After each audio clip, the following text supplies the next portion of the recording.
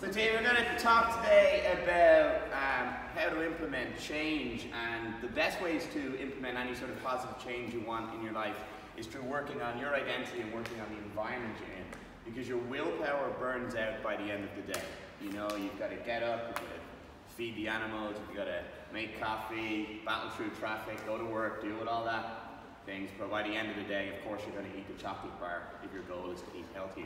So what we want to talk about is the identity and the environment to make it really easy.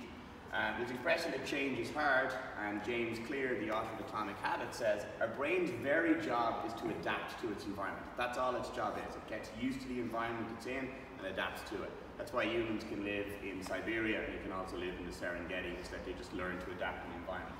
So with that being said, put yourself in the environment where it's normal to do the thing you want to do. So it's normal to pick up a barbell 100 million times in an incline, getting all sweaty and banging your shoulders, and that's just normal to us because that's what we do here. It's normal to go for a mile run and then do 150 burpees and then do a million wall balls. That's just normal what we do here. So that gets us fit and healthy. Okay? Or the other thing would be to create the environment you need at home. So if you only have your home full of whole foods, no chocolate, no sweets, no cans of Coke, no beer, you're less likely to eat it. If you have a chocolate bar at home at 10 o'clock at night when you're bored and tired, and you know you're binging on Netflix, you're going to eat it. So that's how you change the environment. Is that true? Yeah. I got some laughs there as well. The other thing then comes down to the identity. It's very easy to try and achieve a goal if you do a sprint, but then you can slip back really easy. It's like getting to a certain body weight and then putting on the pounds.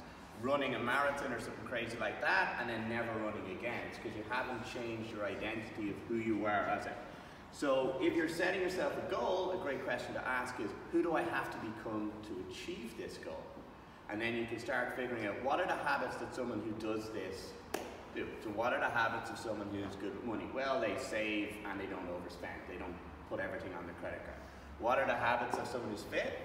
Well, they work out and they stretch every day. They just do that because they're a fit person. They don't necessarily have to do CrossFit or anything like that. They just work out and stretch because they're healthy. What is fit? A healthy person, they eat right and they sleep.